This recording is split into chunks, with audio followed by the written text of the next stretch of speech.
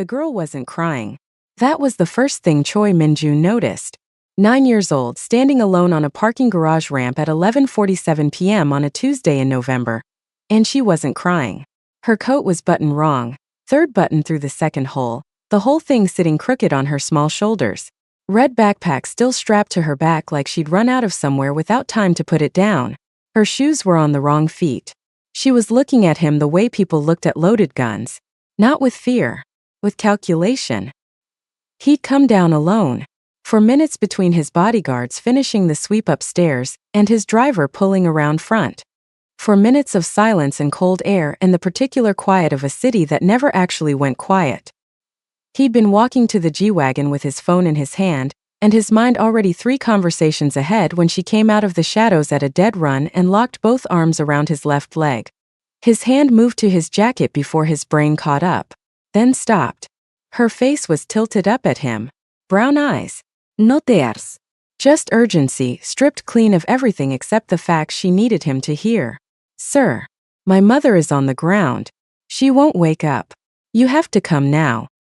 He looked down at her hands on his leg, fingers white at the knuckles. Call 911. I did. 14 minutes ago. Nobody came. She said it without accusation, just data. There's blood on her head. She's a nurse. She told me once that head wounds that bleed a lot aren't always the worst ones, but she also told me that unconscious means the brain is in trouble, and she's been unconscious for at least 15 minutes and I've been counting. Min-jun looked up. The garage ramp was empty in both directions. Overhead lights humming. One camera mounted on the far pillar. Lens blacked out with spray paint. Fresh. The paint hadn't cracked yet. He looked back at the girl. What's your name? Imani. We don't have time for this. Where is she? Around the corner. 30 feet. Please. He could hear his bodyguards on the stairwell door above. The specific click of that handle, Kwan's heavy footfall. 30 seconds. He looked at the blacked-out camera again. Looked at the child. 9 years old. Wrong-footed shoes. Still not crying. He followed her. She moved fast, half-running, glancing back once to confirm he was still there. Around the corner, past a support pillar, and there, on the concrete beside a scratched Honda Civic with a dented rear panel, a woman was down. Min-jun stopped. She was on her side, one arm folded beneath her, the other stretched toward her phone which lay 4 feet away. Screen cracked. A single incomplete 911 call still open on the display. Scrubs. Navy blue. Mercy General ID badge clipped to the chest pocket. Natural hair loose around her face, haloed against the concrete. A gash on her right temple, dark and deliberate. The angle of it wrong for a fall, exactly right for a shove into the concrete pillar 6 inches from her head. He knelt. 2 fingers to her throat. Pulse strong, steady. He checked the wound without touching it. Clean edges. Someone had aimed this. He looked at the pillar. Scuff mark at shoulder height. She'd been pushed from behind. Kwan and Shin rounded the corner at a jog, hands already moving toward their jackets. Stand down, Min-jun said without looking up. He looked at Imani, who had positioned herself at her mother's feet like she was guarding something. Has she moved at all? Her fingers moved twice. About 8 minutes ago. Nothing since. Did you see what happened? Imani was quiet for exactly 1 second. 2 men. They walked away toward the east stairwell. One had a red jacket. The other one had a tattoo on his neck. I memorized their faces. She paused. I'm good at memorizing things. Min-jun stood. Looked at Kwan. Car. Now. Not the hospital. Kwan's expression didn't change, but his eyes asked the question. Someone painted those cameras tonight, Min-jun said. A hospital files a police report within the hour and whoever did this knows she survived before morning. He looked at the woman on the ground. At the badge on her chest. At the name printed beneath the Mercy General logo. Townsend, NRN. His throat did something he didn't give it permission to do. He lifted her himself. Shin moved to help. Min-jun shook his head once. He carried her to the car with Imani walking close at his side, the girl's hand brushing the hem of his jacket without quite holding it. Like she wanted to but hadn't decided yet if she'd earned it. They were moving in 90 seconds.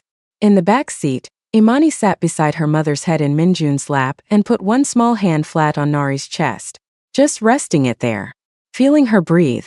She's going to be angry, Imani said quietly. When she wakes up. She doesn't like not being in control. Minjun said nothing. She's going to be angry at you specifically. Imani glanced at him sideways. She knows who you are. She reads things. She reads everything. A pause. Are you going to leave when she gets angry? The city moved past the windows. Dark storefronts. Streetlights smearing orange across the glass. No, Minjun said. Imani looked at her mother's face. Then back at the window. Okay, she said. Like she'd needed to hear it but had already known the answer. What Minjun didn't say, what he had no language for yet, was that the name on that badge had stopped him somewhere below his ribs. Townsend N. 9 years ago, a nurse at Mercy General had held his brother's hand for 40 minutes while Suhan died on a table. He'd never learned her name. He'd been too destroyed to ask, and then too far gone to go back. He pressed his thumb to the burn scar on his left wrist through his sleeve. The car moved north through the dark. Dear. Cho worked out of a brownstone on Sedgwick that looked like nothing from the outside and cost more per visit than most people made in a month. Minjun had been keeping him on retainer for 6 years. He met them at the door in slippers and took one look at Nari and said nothing except kitchen table, and moved the lamp closer. Imani stood at the edge of the kitchen and watched the stitching with the focused calm of someone conducting an assessment. She didn't look away from the needle once. When Cho finished and stepped back, Imani said, 7 stitches. 8, Cho said. The last one was very small. Cho looked at her over his glasses. You're right. 7.5. He covered the wound with gauze and tape. She'll wake within the hour. Grade 2 concussion. No hospital tonight. Movement risk is lower here than in a vehicle again. He looked at Minjun. She needs fluids and no sudden lights. Minjun nodded. Cho đi xa paper upsti. Imani climbed into an armchair that was twice her size, pulled her knees up and waited. She didn't ask for anything. Didn't look around the room with the wide-eyed inventory of a child in an unfamiliar place. She just watched her mother breathe. Minjun sat across the room. He had 3 calls he hadn't returned. A shipment sitting at clearance. Taeyong was waiting on a location confirmation. None of it moved. He watched the child sit completely still in the oversized chair, and felt something in the room that he couldn't name and didn't try to. Imani. She looked at him. How long were you alone before you found me? 19 minutes. I counted. She adjusted her position slightly. I knew someone would come eventually. Parking garages always have someone eventually. I just needed it to be the right person. How did you know I was the right person? She considered this with the gravity of a small judge. You walked like you weren't afraid of anything. And you were alone, which meant you were either very stupid or very capable. She paused. You didn't look stupid. Minjun said nothing. Kwan had run Nari's ID from the car. The report sat on the side table. Minjun had read it once and set it down and hadn't touched it since. 6 years of spotless nursing record. Nursing board investigation opened 4 months ago. Anonymous complaint, allegations of falsified patient records and erratic behavior. No specifics that held weight. 3 police reports filed over 6 months, all closed within days with identical notation. Insufficient evidence. Apartment lease terminated 90 days ago. Vehicle vandalized twice, no perpetrators identified. Someone with long arms had been taking this woman apart piece by piece. Methodically. Without fingerprints. He looked at Imani. Has anyone come to your home? Min, you didn't know. Once. 2 months ago. My mom sent me to my room. A pause. I listened from the hallway. A man told her that smart women know when to stop talking. Her voice was perfectly flat. My mom told him to get out of her apartment or she'd remove something he couldn't replace. He left. Minjunes jo Zeitend once. Released. She's not scared of much, Imani said. But she checks the locks 3 times now before bed. She didn't used to do that. Nari moved. Not much.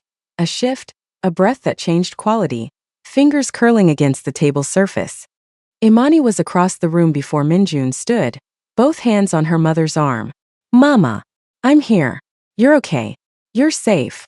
Nari's eyes opened. She oriented fast, ceiling light, unfamiliar room, and sat up with the instinct of someone whose body moved before her brain finished the sentence. Imani put a hand on her shoulder. Slowly. You have 8 stitches. 7.5. Nari put a hand to her temple, felt the gauze, looked at her daughter's face, a full second of just looking, drinking her in, and then looked across the room. Minjun stood by the window, burgundy jacket, cheekbone scar catching the lamplight, watching her with those flat, careful eyes that gave nothing away.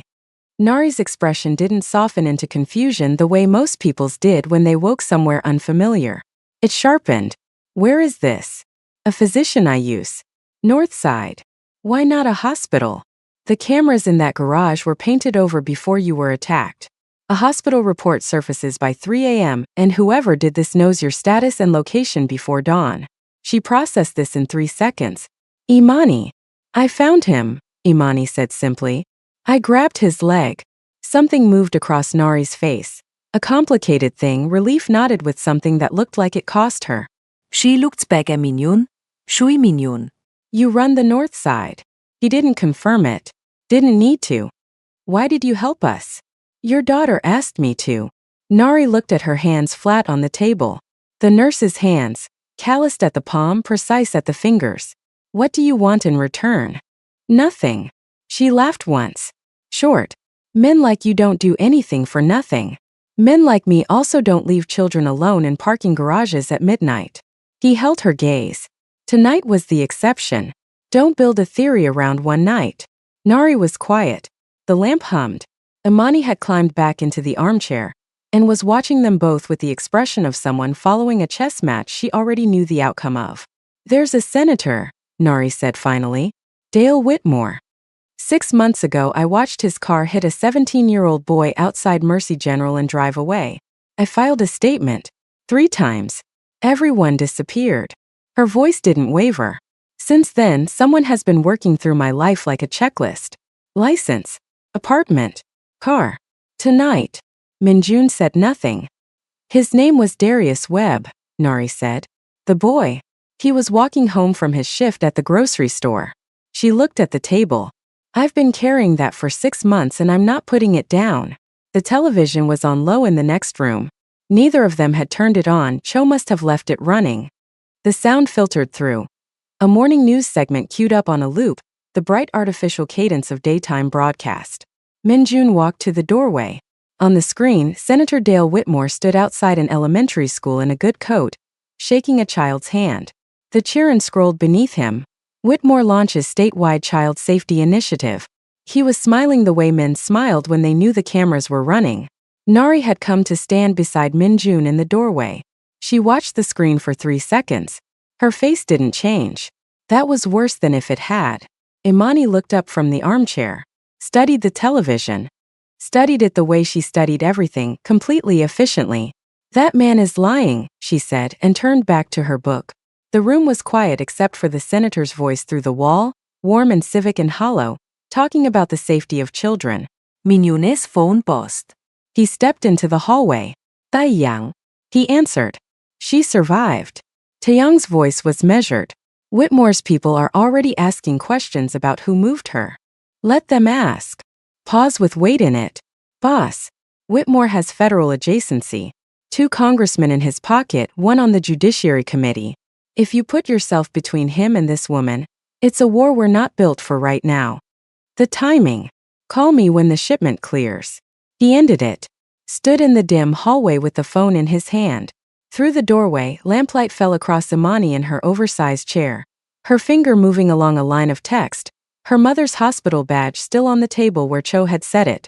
Don't send N. He went back inside. She tried to leave at 6 a.m. Minjun was in the kitchen when he heard her. The specific quiet of someone moving through an unfamiliar space trying not to make noise. He didn't move. Just listened. Her footsteps to the closet where her coat had been hung. The careful zip of Imani's backpack. Imani's voice low. Mama. Nari's voice lower. Get your shoes. He was standing in the hallway when they came out. Nari stopped. Imani looked at Minjun's face and then at her mother's and seemed to make a private calculation. I'll wait, Imani said, and sat down on the bottom stair with her backpack on her lap. Nari looked at the door. At Minhyun. Her stitches were covered, her scrubs rumpled from the night. She held herself like someone managing pain by not acknowledging it. I'm not a person who takes help easily, she said. I know. I don't owe you anything. You don't. And I'm not going to. I'm not asking you to. She studied him. He let her. The fox eyes she'd read about in the Profile Mercy General's security team had quietly circulated 2 years ago. Do not engage, do not provide information, report contact immediately. She'd read it twice and remembered it completely. The scar across his cheekbone. The way he stood without taking up extra space, which somehow made him take up all of it.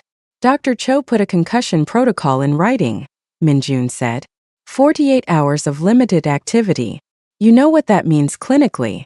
I wrote the protocol. Then you know you shouldn't be moving a 9-year-old across the city on 3 hours of sleep with a grade 2 concussion and nowhere confirmed to go. Her jaw set. I had an apartment. Your lease was terminated 2 months ago. Where have you been sleeping? The silence answered him. Hospital on-call room, Imani said helpfully from the stairs. For 6 weeks. It smells like hand sanitizer and there's only one pillow. Nari closed her eyes for exactly 1 second. Imani. It's true. Minhyun looked an eye.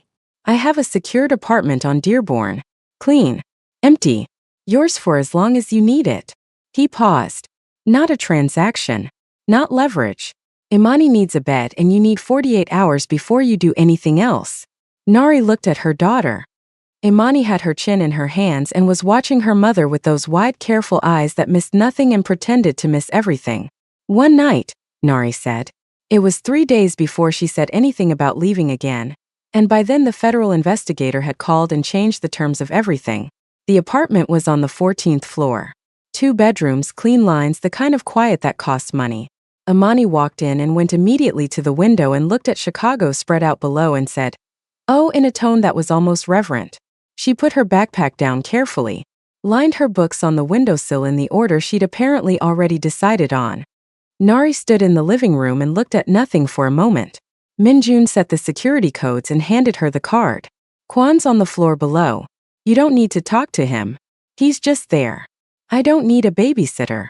No. You need someone between you and whoever sent those men last night. He looked at her steadily.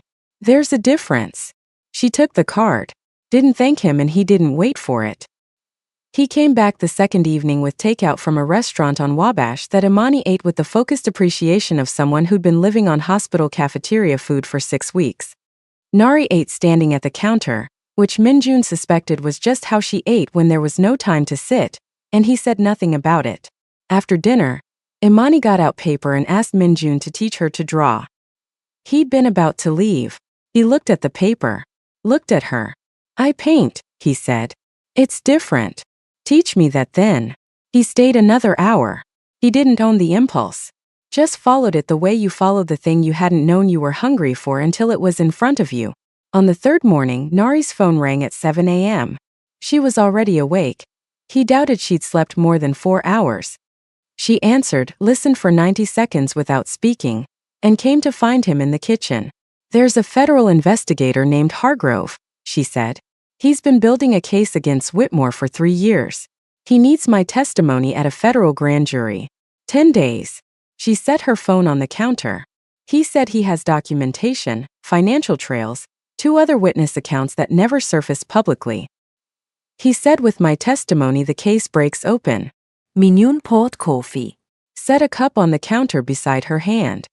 He also said Whitmore is aware the investigation is active, Nari said. Which means my testimony isn't just inconvenient anymore. Minhyun looked at her. It makes you a liability he needs to remove. Yes. She wrapped both hands around the mug. I told him I needed 24 hours. She met his eyes. What's your honest read? He appreciated that she asked it that way. Not what should I do. What's your honest read? She wanted information, not decisions. Hargrove is real. His case is probably solid. He wouldn't surface after 3 years without something airtight. The risk is the timeline. He paused. 10 days is long. A lot moves in 10 days. I know. She looked at the window. Chicago gray and cold outside. His name was Darius Webb, she said quietly, like she was reminding herself. He was 17. He had a grocery store uniform on when I found him. She set the mug down. I already know what I'm going to do. I just wanted your read first. You're going to testify.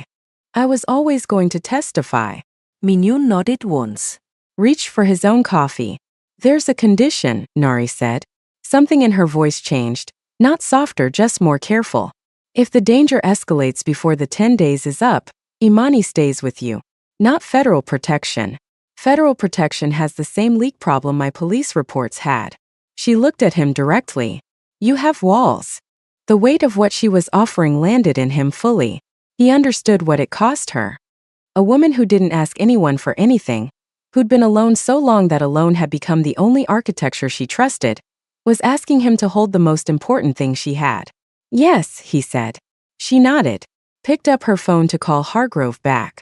Min-joon stepped onto the balcony. The city was gray and moving 14 floors below. He pressed his thumb to the Roman numeral tattoo on his wrist, Suhan's birthday, worn on his skin every day for 9 years like an apology he never got to deliver. He thought about a nurse holding his brother's hand for 40 minutes in a room Min-joon never reached in time. He thought about a 9-year-old girl who grabbed his leg in the dark because she looked at his eyes and made a decision.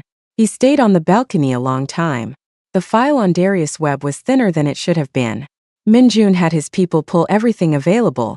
Police report, medical examiner summary, the initial witness statements filed and subsequently closed. He read it at the kitchen table at 5 a.m. while the apartment was still dark and Nari and Imani slept.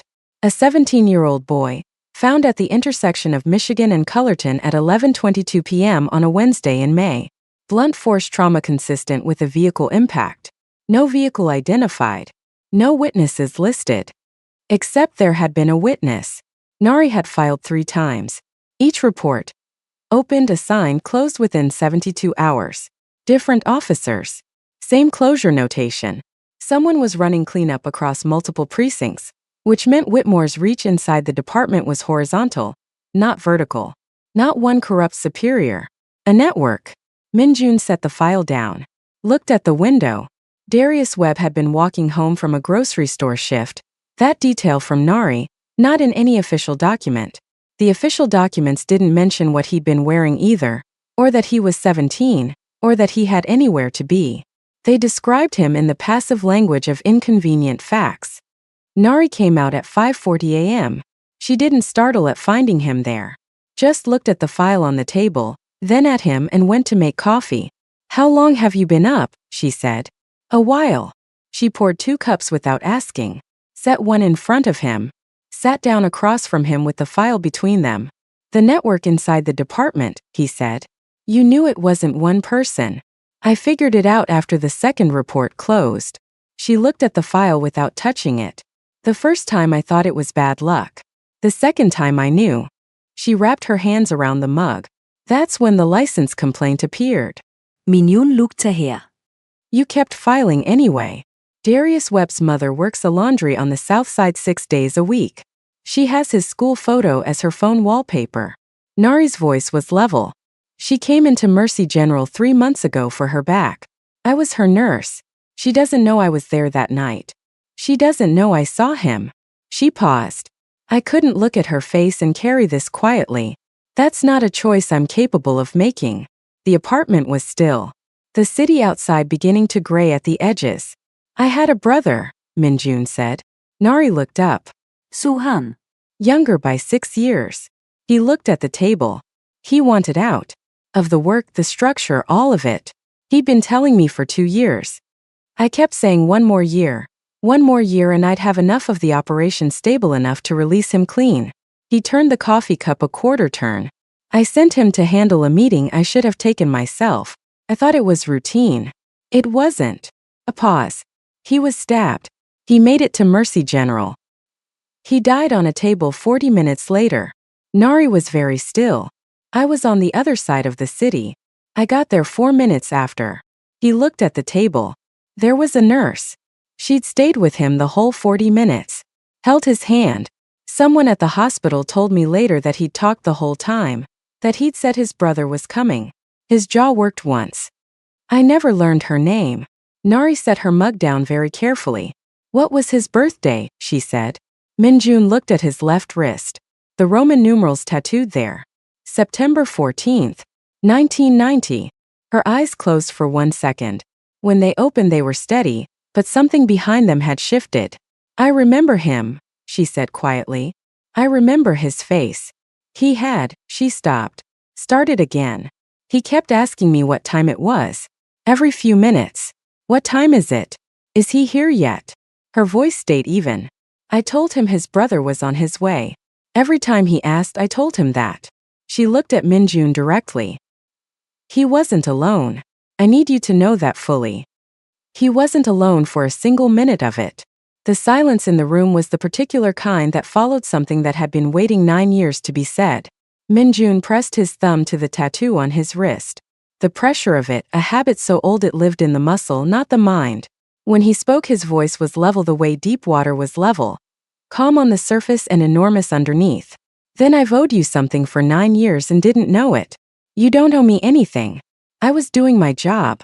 That's not what it was and you know it. She didn't answer that. Looked at the file. Looked at Darius Webb's name at the top of the police report.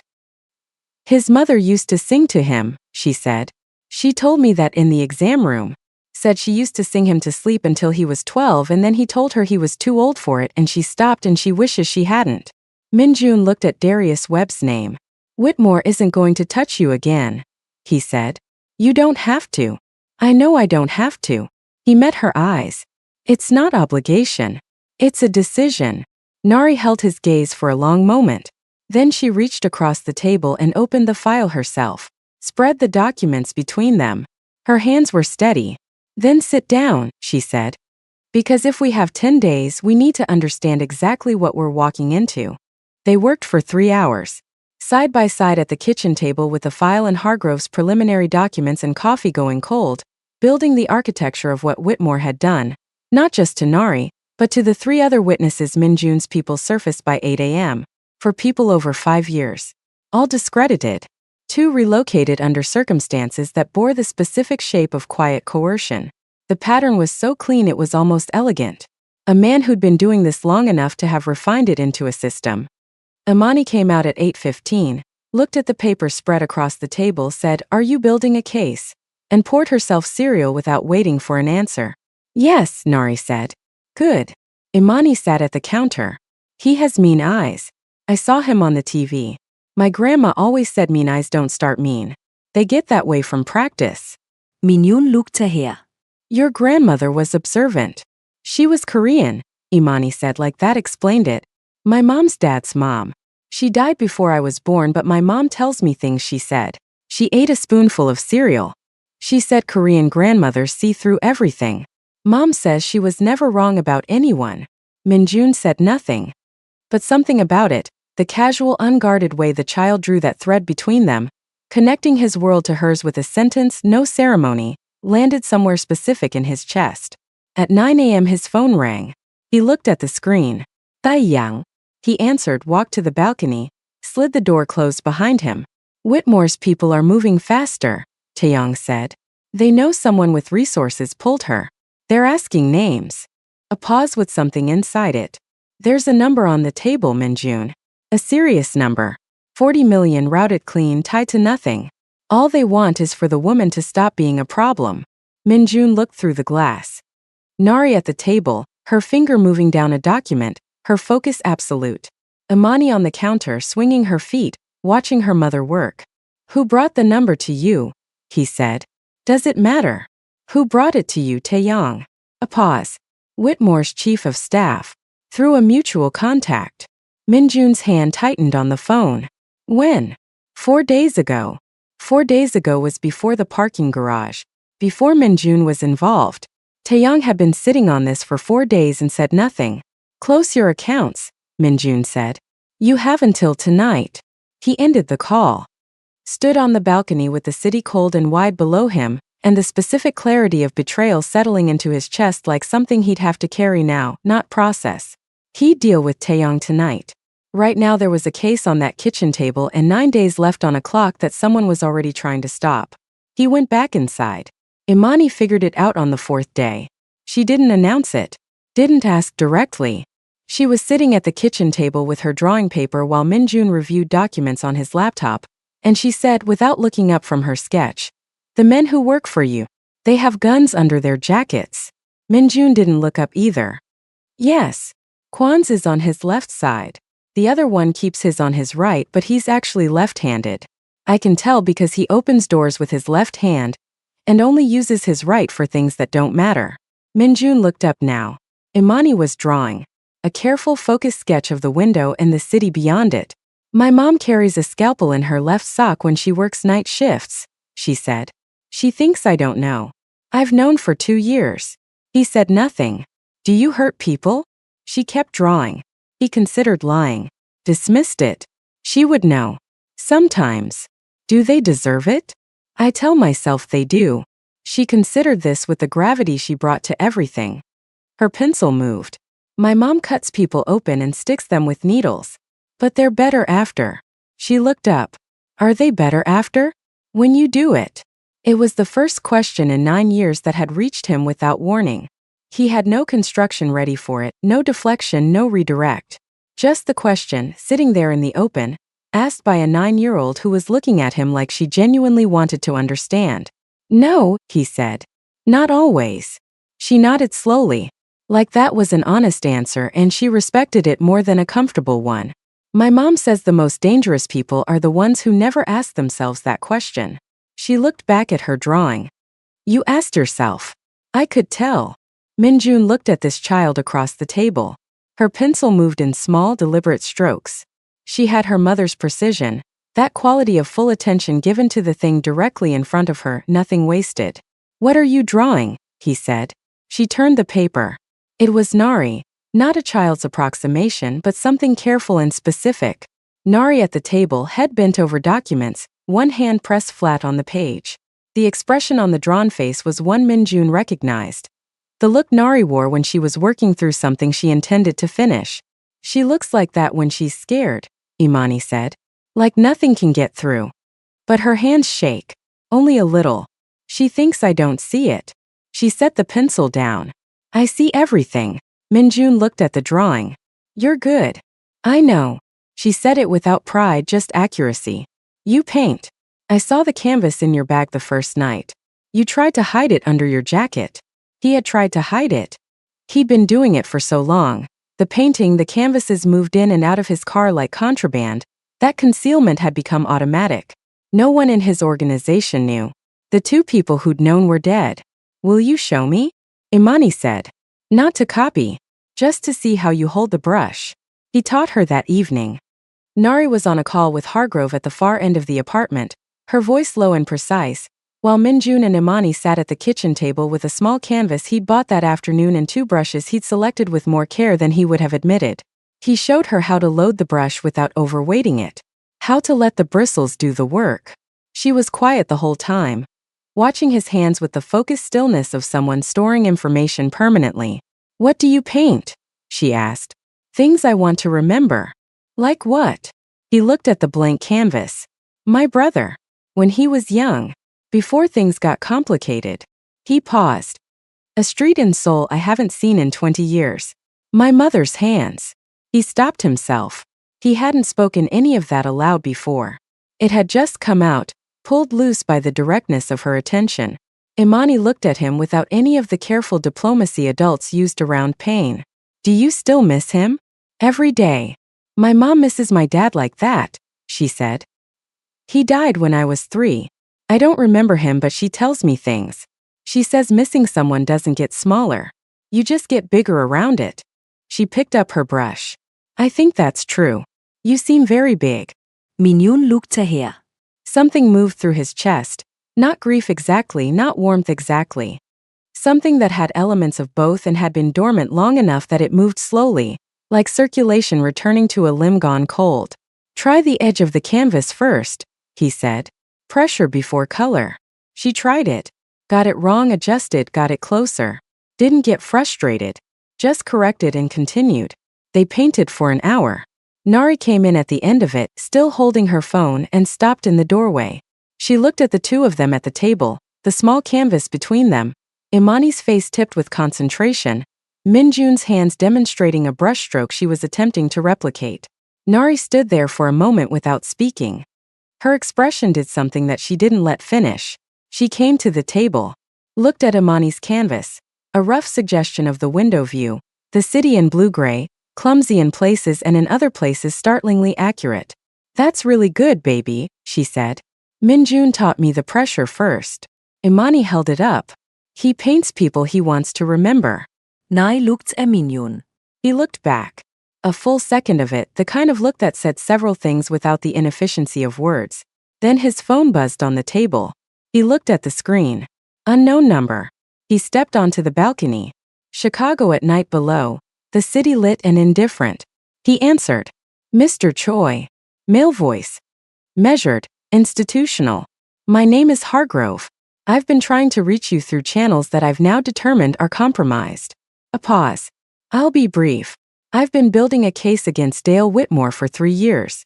Nari Townsend is the linchpin. Her testimony breaks it open. But as of tonight, Whitmore knows the investigation is active. That changes her timeline significantly." Another pause. "I need to ask you directly. Can you keep her alive for 10 days? Minjun looked through the glass. Nari had sat down at the table across from Imani, who was explaining something about the brushstroke, demonstrating with a pencil. Nari was watching her daughter's hands with an expression that was entirely unguarded, a softness she wore only when she thought no one could see it. "Yes," Minjun said.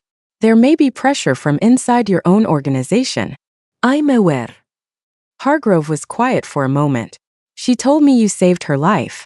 I need you to know that what she's doing, what she's been doing for 6 months alone, is the kind of thing most people find a reason not to do." His voice had something in it that sounded like it had been carried a long time. Darius Webb's family deserves better than what they got. So does she. Minjun said nothing. 10 days, Hargrove said, and ended the call. Minjun stood on the balcony.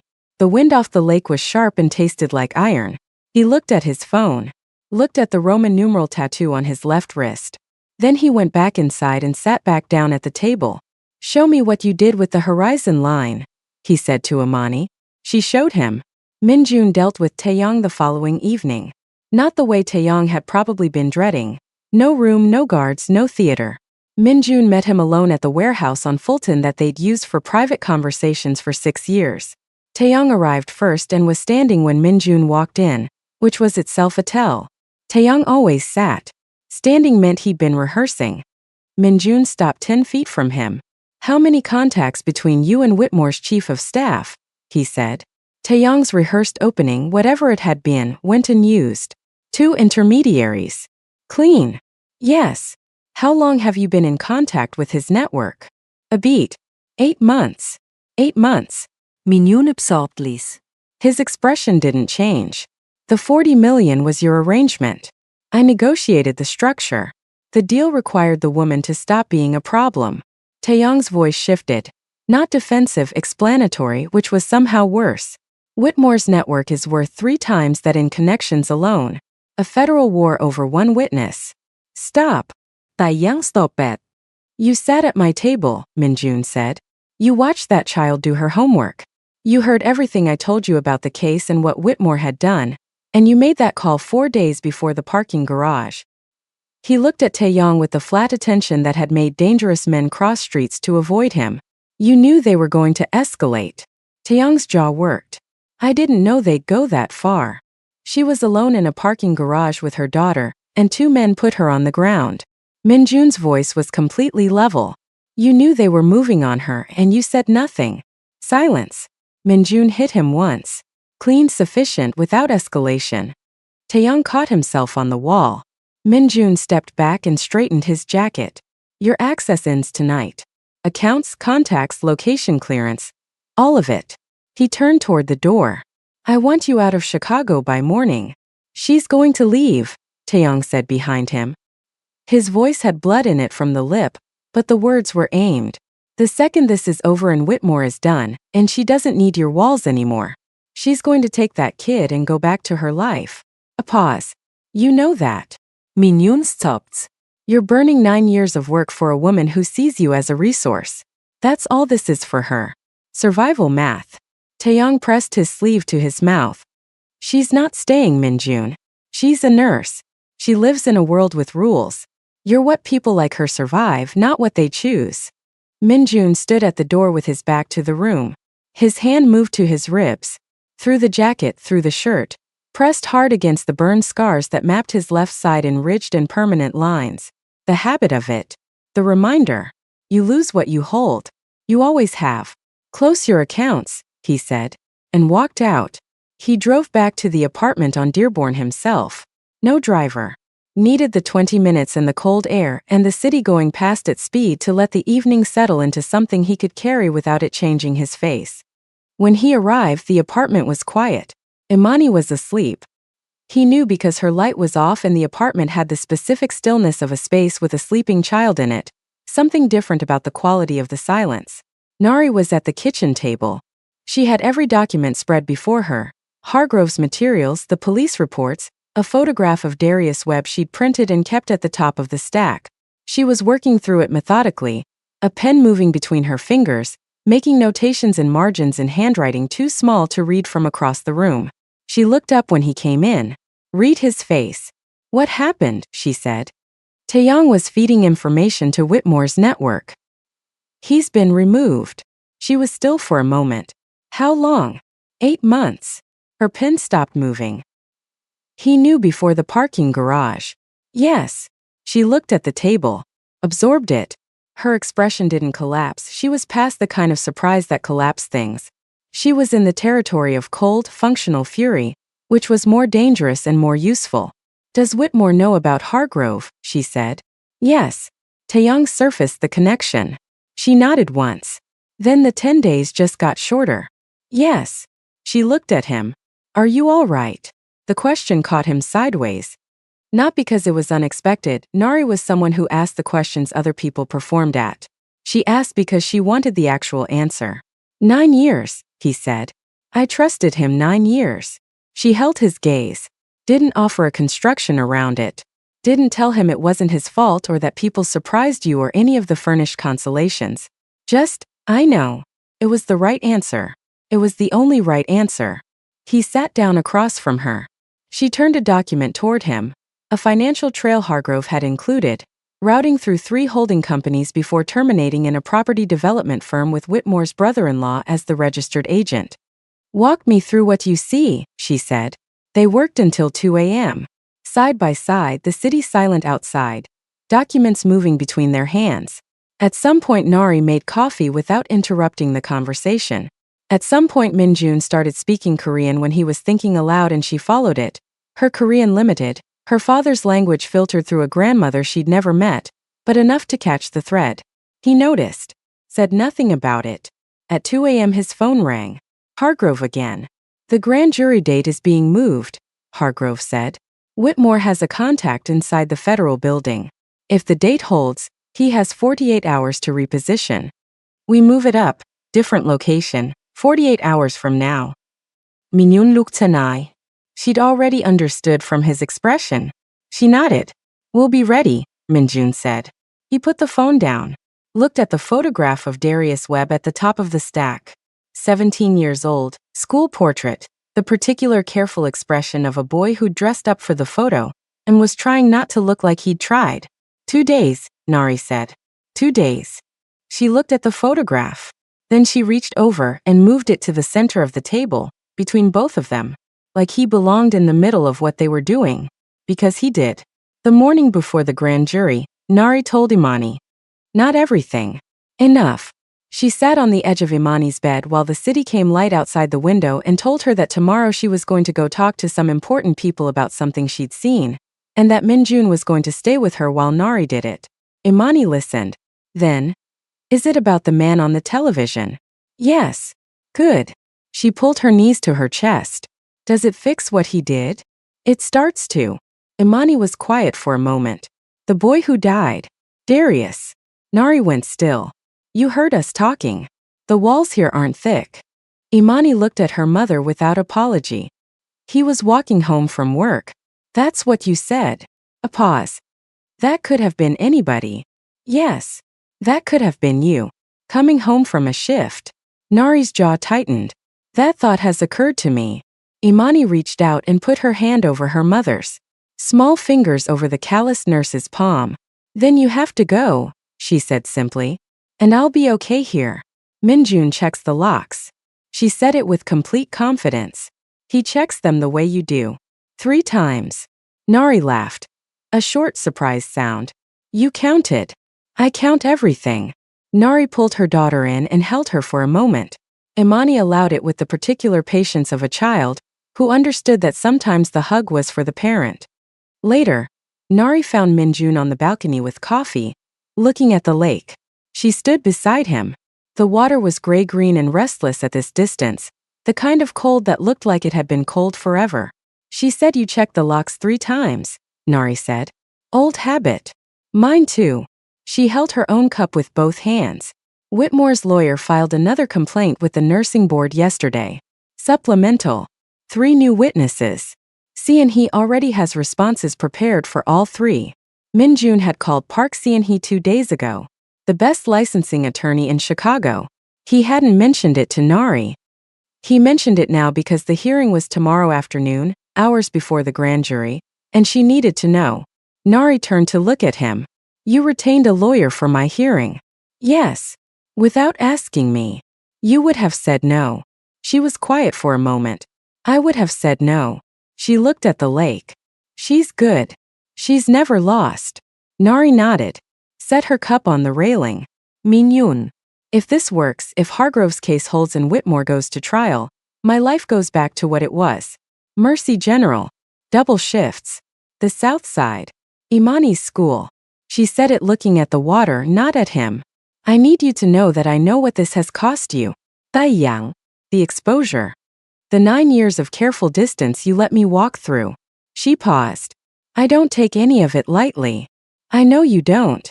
I just need to say it directly. She turned to him now. Whatever happens after, I don't do things out of obligation. I don't stay anywhere I'm staying out of obligation. She held his gaze. That's not who I am. Min-yoon looked ahead. The fox eyes that people found cold, she'd stopped finding them cold 4 days ago. She'd found them instead exact.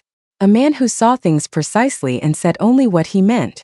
I know who you are, he said. She picked her cup back up. A comfortable silence opened between them, the kind that didn't need to be filled. Below, the city was fully awake. Traffic on Lakeshore Drive moving steady and indifferent. Imani asked if she could keep the small canvas, he said. Nari almost smiled. She's been strategically not asking me about it for 2 days. She was working up to it. She can keep it. You should tell her that. It'll mean more from you. He said nothing. But he filed it, the way she always redirected his acknowledgement toward her daughter, making sure Imani received it directly, nothing filtered. The particular intentionality of a mother who'd learned to do everything alone, and had decided that alone meant no gaps for her child. That afternoon the nursing board hearing opened at 2 p.m. Minjun didn't attend. He stayed with Imani. They sat at the kitchen table. Imani with her book, Minjun with his phone, both of them tracking time without acknowledging they were doing it. 3:40 his phone buzzed. A text from Park Seon-hee. Board suspended the investigation pending origin review. License intact. He looked at the screen for a moment. Then, your mother won her hearing. Imani looked up from her book. Something moved across her face. Relief so large it briefly rearranged everything. She put the book down flat and let herself feel it for a full 3 seconds. Then she picked the book back up. I knew she would, she said, voice slightly uneven. She always wins eventually. Nari called 40 seconds later. He answered on the first ring. I know, he said. Seon-hee texted. A pause. Then Nari's voice, low and different from her normal register. Something with laughter in it, disbelieving and real. You sent a lawyer to my hearing without asking me. You would have. I would have said no. I know. He could hear her exhale. The deep specific exhale of someone who'd been holding something enormous and finally set it down. Thank you. He said nothing. Don't do that, she said. Do what? Go quiet when someone thanks you. It's a deflection. A pause. You're allowed to just say you're glad. He looked at Imani across the table. She was watching him over the top of her book. I'm glad, he said. Nari's exhale again. Grand jury. Tomorrow. 5 a.m. I'll have a car ready at 4. Min-yoon. Yes. We're going to be okay. She said it with the particular authority of someone who had earned the right to say it. All of us. He ended the call. Looked at the table. At Imani's book lowered fully now, her eyes on him. She said we're going to be okay, Imani said. It wasn't a question. Yes. She nodded. Picked her book back up. 3 seconds later, without looking up. Min-jun. You can keep the painting of me. The one you did the second night. I saw it in your bag. You don't have to hide it. He looked at her. She turned a page. Said nothing else. That night, after Imani slept, Nari came to the kitchen and found him at the table with the small canvas and a brush. He was finishing something. She came to stand behind him and looked at the canvas over his shoulder. It was Imani. Asleep on the couch, red backpack still on her back, her face completely unguarded in sleep. Painted in the particular blue-gray of the apartment at night, the city through the window a suggestion behind her. Nari stood there for a long time looking at it. She told you that you were painting people you wanted to remember, she said quietly. Yes. She pulled out the chair beside him and sat down. Not across beside. Close enough that their arms almost touched. Tell me about Suhan, she said. Not the night. Before. Who was he? Min-jun looked at the painting. Funny, he said after a moment. He was always the funniest person in any room. He could make anyone laugh. Didn't matter who, didn't matter the circumstances. He paused. He wanted to open a restaurant. Korean food but adapted. For here. He had menus designed. 3 different versions. He'd show them to me and I'd say 1 more year and he'd put them away. The brush moved once, a small correction to the shadow under Imani's chin. He had the menus with him when he died. In his jacket pocket. Nari didn't say anything for a moment. What kind of food was it? Mostly jjigae. Stews. He said Americans were wrong about stew, that they made it too thin too fast. Something moved at the corner of Min-jun's mouth. He said the secret to everything was the time you were willing to give it. Nari looked at the canvas. At the sleeping child painted in careful blue-gray by a man who'd spent 9 years not allowing himself to want anything. He was right, she said. Min-yoon looked her. The lamplight between them. Her hands around her mug steady now, no shake tonight. Her eyes when she looked back at him were direct and undefended and entirely themselves. I know, he said. The lamp burned steady. The city outside was dark and wide and full of everything that was coming. The grand jury at 5 m. Whitmore's people repositioning. A case 9 months in the making reaching its pressure point. All of it sitting at the edge of tomorrow. But here in the kitchen for this hour none of it entered. They sat with Suhan's memory between them like something that had been waiting to be set down properly. In the right place with the right person. Min-jun picked up the brush 1 more time. 1 final stroke to the painting. The city in the window behind Imani came into focus just barely, just enough. The suggestion of light in the dark. He set the brush down. The nursing board hearing lasted 94 minutes. Min-jun knew this because Imani counted. She sat at the kitchen table with her book open and unread, tracking time on the microwave clock with the focused discipline of someone who had decided that counting was the only useful thing she could do while her mother was somewhere she couldn't protect her. At 3:47 p.m. she said, 94 minutes. I know, Min-jun said. At 3:48 his phone buzzed. Seon-hee's text. He read it and looked at Imani. Your mother won. Imani put her book face down on the table. Looked at the window. The relief on her face was enormous and brief. She let it exist for exactly 3 seconds, a full unguarded exhale, and then she reassembled herself with the same quiet efficiency her mother used. She picked the book back up. Her hands were shaking slightly. She didn't mention it. He didn't mention it. When Nari called 40 seconds later and they'd spoken and he'd put the phone down, Imani said.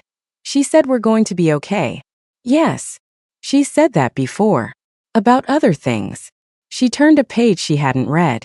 She's always been right. That evening was the last quiet one. Min-jun understood this about situations like theirs, the specific texture of the hours before pressure peaked. Everything functioning, everyone present, the ordinary details of a meal and a conversation carrying extra weight because the people inside them understood that tomorrow the architecture would change. Nari made dinner. Not because it was her job, she'd said explicitly that it wasn't, but because she needed to do something with her hands. She cooked with the same quality of attention she brought to everything. Full presence, nothing wasted. Imani set the table without being asked, including a place for Minjun before anyone had confirmed he was staying. He stayed. After Imani went to bed, Nari came to find him at the kitchen table with the canvas and she sat beside him, not across. He told her about Suhan, the restaurant menus, the stews, the secret being the time you were willing to give it. She listened with her whole body the way she listened to everything, and when he finished she didn't console or reframe. She just said he was right. 2 words carrying the exact weight the moment needed. At 1 a.m. she went to bed. At 2 a.m. she came back out because she hadn't slept and he hadn't either, both of them awake on opposite sides of the same wall. She sat down. Talk to me about something that isn't tomorrow. What do you want to hear? She looked at the painting. Imani asleep, red backpack, the city a suggestion behind her. Tell me about Seoul. The street you paint. He looked at the canvas. Bukshan. My grandmother's neighborhood. Tile rooftops close together. Alleys so narrow 2 people had to turn sideways to pass. She had a persimmon tree in a courtyard the size of this kitchen. He paused. She used to dry the persimmons on strings outside her window in October. The whole street smelled like it. He looked at his hands. I haven't been back in 11 years. I don't know if the tree is still there. Nari was quiet for a moment. Imani's great-grandmother, my father's mother, had a garden in Incheon. My dad described it once. He said she grew perilla and sesame, and there was always something drying on a line. She looked at the table. He died when Imani was 3. Car accident.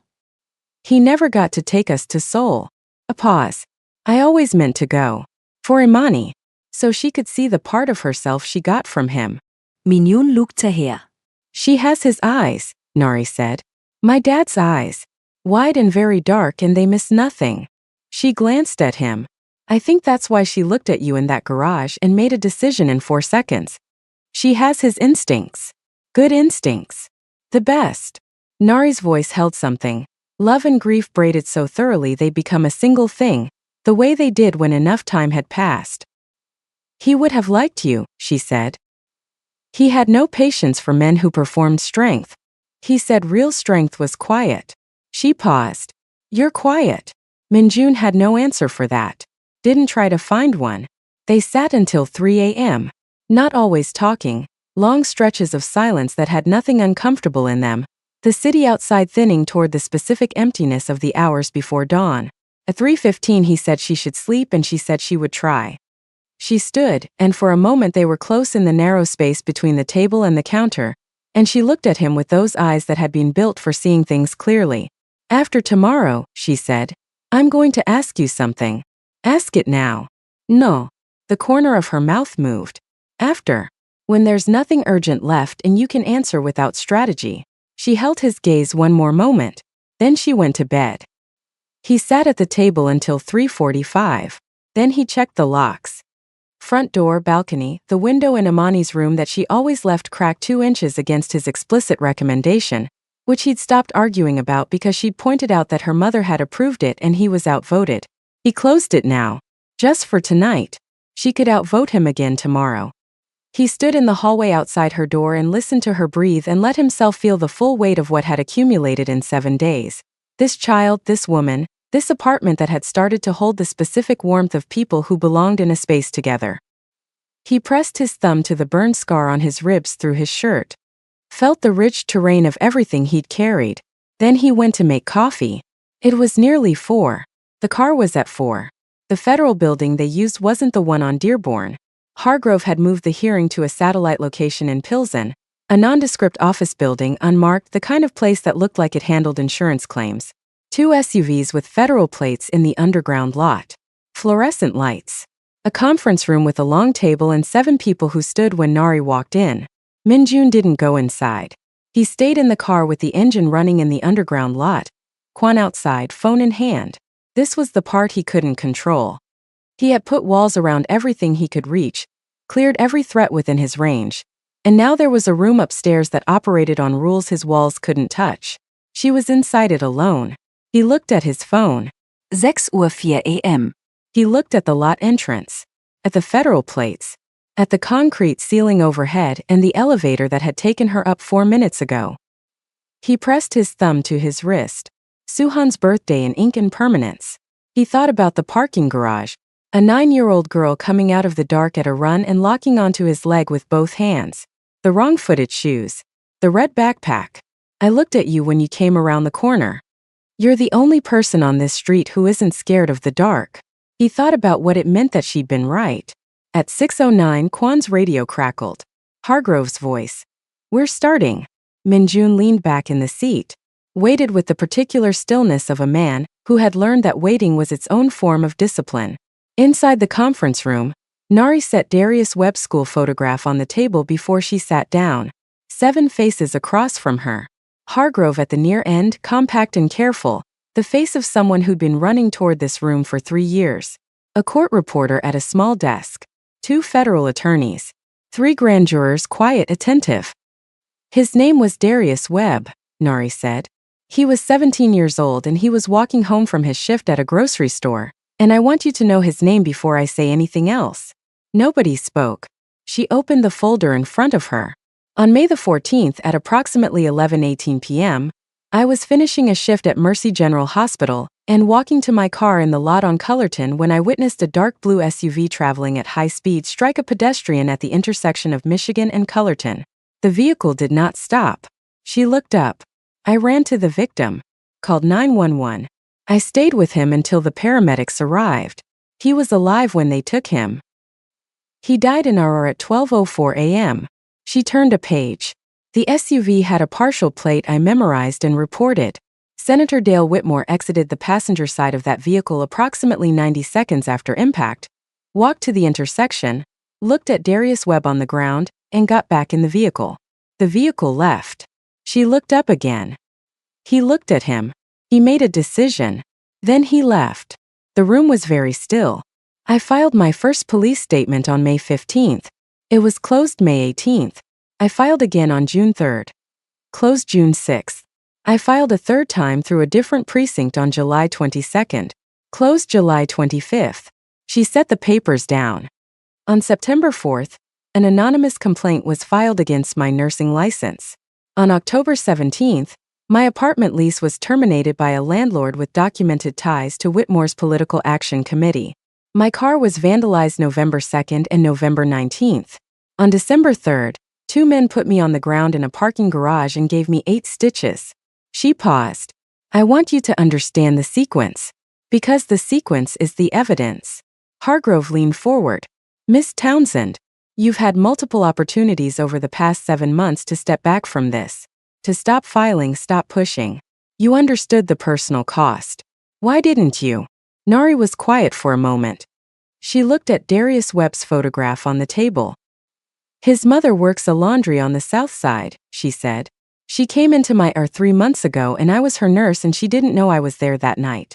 She had his school photo as her phone wallpaper. She looked up. I've been a nurse for 6 years. I've held people's hands while they died and I've told families things that broke them in half and I've gone back the next day and done it again. You do that long enough, you learn the difference between things you can't fix and things you won't. She straightened the photograph on the table. Darius Webb is not a thing I won't. Hargrove nodded once, opened his file. They went for 2 hours and 14 minutes. Downstairs, Minjun's phone rang at 8:23 a.m. Hargrove. It's done, Hargrove said. The grand jury has what they need. Indictment will be filed today. A pause. She's remarkable. Minjun said nothing. She documented everything, Choi. Every date, every name, every detail in sequence. 3 police reports, the complaint filings, the lease termination, the vandalism reports. She built the case herself over 7 months while the man was dismantling her life. Hargrove's voice had something raw in it. She carried Darius Webb's photograph in her folder the entire time. Every meeting, every filing. She brought it today. Minjun looked at the elevator. It opened. Nari walked out. She was wearing the same dark coat she'd had on in the parking garage 7 days ago. She walked across the concrete lot with her folder under her arm and her posture straight and her face carrying the particular expression of someone who had done an enormous thing and was still processing the fact that it was done. She stopped at the car. Looked at him through the window. He got out. They stood in the underground lot, fluorescent lights overhead, the federal SUVs beside them, the city waking up somewhere above. It's done, she said. I know. Hargrove called. She exhaled. Not the relief exhale, something deeper. The release of something that had been held at tension for 7 months. Her shoulders dropped 1 inch. Her hand opened and closed at her side. How are you? He said. She looked at him. You always ask that like you actually want to know. Ido. She was quiet for a moment. I'm tired, she said. I'm very tired and I want to see my daughter, and I want to sleep for approximately 11 hours, and then I want coffee that isn't from a federal building. She held his gaze. And I want to ask you that thing I said I'd ask you after. Ask it. Not here. She looked at the concrete ceiling. Somewhere that doesn't have fluorescent lights. He opened the car door. She got in. The indictment came down at 11 a.m. Senator Dale Whitmore was charged with vehicular manslaughter, witness tampering, and obstruction of justice across 3 counts. His office issued a statement calling the charges politically motivated. By 2 p.m., 3 of his staff had retained separate counsel. By 4 p.m., the Child Safety Initiative website had gone offline. By evening, 2 of the nursing board members who'd processed the complaints against Nari had submitted letters of resignation. The system, once it started moving, moved fast.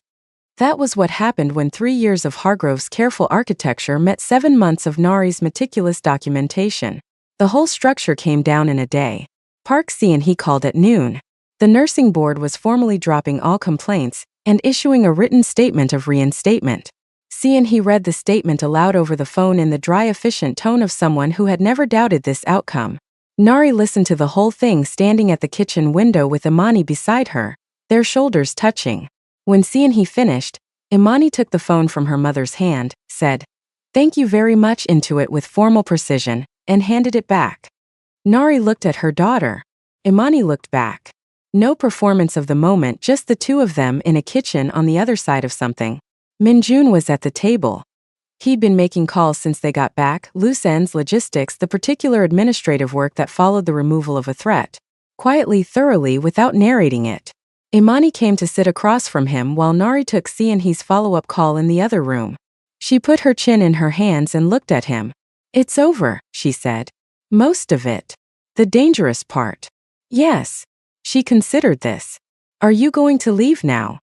He looked at her. What do you think?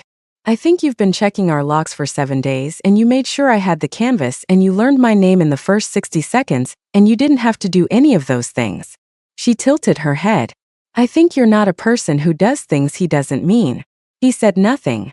My mom's going to ask you to stay, Imani said.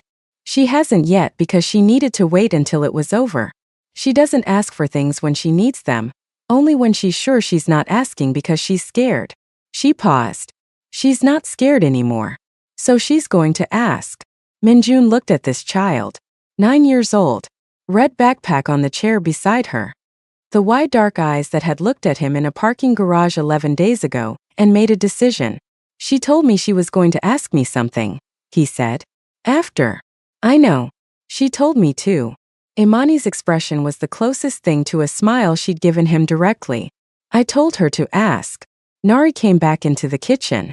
She looked at Minjun and Imani at the table and whatever she read on their faces made her stop. What? Nothing, Imani said and opened her book. Nai looked at Minjun. He looked back. She shook her head slightly, the small private exasperation of a woman who knew her daughter completely and had stopped being surprised by her, and got coffee and came to the table. She sat beside him, not across. Beside. I'm going to find a new apartment, she said. Real lease. Southside, near Imani's school. She turned the mug in her hands. I've been thinking about what you said. About not leaving things you're not going to walk away from. I said that about looking. I know what you said. She met his eyes. I want you to come for dinner. Not an occasion. Just dinner. Tuesdays maybe. Or whenever. She paused. Imani picked Tuesday. She already decided. I didn't say anything, Imani said without looking up from her book. You told me Tuesday an hour ago. I was making a suggestion. Minjun looked at Imani's book. Then at Nari. Then at the mug between her hands and the steadiness of the hands themselves. No shake today, not even slightly. Tuesday, he said. Nari exhaled. Not relief, the more complicated exhale of someone choosing something and meaning it. That was the beginning of it. Not dramatic. Not sudden. Tuesdays first, then Thursdays, then a Wednesday that nobody planned and nobody mentioned. Minjun came with food from a Korean restaurant on the north side that Imani designated acceptable after a 2-visit evaluation process she conducted with full seriousness. He brought the small canvas one evening and Imani put it on the wall above her desk without asking and nobody said anything about it. 3 months later the apartment on the south side smelled like Nari's cooking and Imani's books, and the faint trace of the oil paint that lived in the canvas bag Minjun left in the corner by the door on the evenings he stayed late. Imani's drawings were on the refrigerator. Her own and 2 small ones Minjun had made at her direction, precise and careful, in the blue-gray palette she decided was his. One Saturday morning Minjun arrived and Imani opened the door before he knocked. She took his hand and pulled him inside with the ease of someone admitting a person who belonged there. "She's making jjigae," Imani said. She looked up. "How?" "She's been practicing." From the kitchen, Nari's voice. "I can hear you." "I know," Imani said, and climbed onto the counter to observe. Minjun stood in the kitchen doorway. Nari at the stove, moving with the efficiency she brought to everything. Her natural hair loose around her shoulders the way she wore it at home. She looked up when she felt him watching. "Suhan said the secret was the time you were willing to give it," she said. "I've been giving it 3 Saturdays. I think I'm almost there." Minjun crossed to the counter, stood beside her, looked into the pot. The color was right. The smell was close. Not his grandmother's kitchen, not the restaurant Suhan had imagined, but something that was beginning to be its own thing. "More time on the broth," he said. "How much more?" 20 minutes. Low heat. Don't rush it." She turned the burner down. Their arms were touching at the counter and neither of them moved away. "Minjun," Imani said from behind them. He turned. She was sitting on the counter with her book closed on her lap. Her expression was the one she wore when she was about to say something that mattered, that quality of full attention she brought to the things worth saying carefully. "I know you're not my dad," she said. "My real dad is gone and I love him and I'm going to love him forever." She paused. "But you're here. And you stayed. And you checked the locks and you taught me the pressure before color thing, and you came back every time." She looked at him steadily. "Can I call you something?" The kitchen was very still. Outside, Chicago on a Saturday morning. Distant traffic, a siren somewhere. Pigeons on the fire escape railing. "Yes," Minjun said. "I'm going to think about what," Imani said. "I'll tell you when I have it." She opened her book. Like that was settled. Nari was looking at the stove. Her jaw worked once. She pressed her lips together. He could see from the side the particular discipline of someone not letting themselves cry in front of their kid. The small muscle in her jaw, the deliberate blink. He reached over and turned the burner down another half measure without looking at her. She laughed. Quiet and real, the full laugh that meant something had shifted.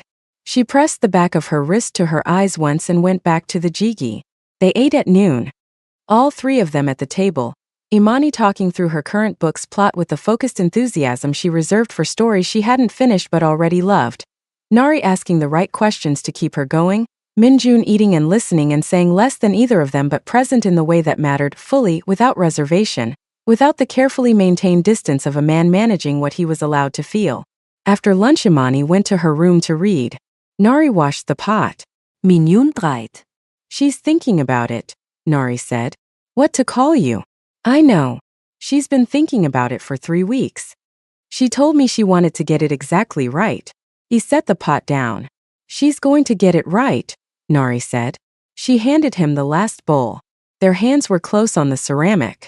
"She always does." He looked at her. She looked back, direct and undefended, the way she'd looked at him since the second morning, the defenses having come down not all at once but piece by piece, the way good things came down, the way good things were built. "After tomorrow," she'd said that night before the grand jury, "when there's nothing urgent and you can answer without strategy." There was nothing urgent now. There hadn't been for 3 months. He'd been answering without strategy since the first Tuesday and she knew it and he knew she knew it. "Nari," he said. "I'm not leaving."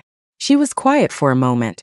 Then she set down the dishcloth and turned to face him properly. I know, she said. I stopped wondering about that a long time ago. She held his gaze. I'm more interested in what comes next. He looked at her. At this woman who had stood over a dying boy alone on a street, and decided that alone was not enough reason to look away. Who had filed 3 police reports that disappeared and filed them again. Who had carried a school photograph in her folder for 7 months, so that when the moment came she could set it on a table, and say his name was Darius Webb before she said anything else. Who had raised a daughter with her precision and her instincts and her particular quality of full attention. The child who had looked at a man in a dark parking garage and made the right call in 4 seconds. Forward, he said. She reached over and turned off the kitchen light. The apartment went to the warm gray of a winter afternoon. Chicago soft and pale through the windows. Forward, she agreed. From the hallway, Amani's voice, carrying clearly through the not thick walls she'd mentioned on the second day. I can still hear you. Go read your book, Nari said. I am reading my book. I'm also excellent at both. Minjun looked at the hallway, then at Nari. Her mouth was fighting a smile and losing. Outside, the city moved on its Saturday axis, indifferent and enormous, doing what cities did, holding millions of lives in its grid without knowing any of them.